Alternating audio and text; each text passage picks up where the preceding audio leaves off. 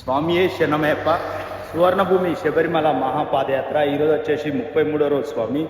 ఈరోజు మనం ఆదిపరాశక్తి అమ్మవారి టెంపుల్ నుంచి దర్శనం చేసుకున్నాం స్వామి. అసలు మామూలు మాట కాదు. ఇట్లా పాదయాత్రలో అమ్మవారి దగ్గర నైట్ నిద్ర చేసి ఇప్పుడు తెల్లారి వెళ్తున్నాం స్వామి.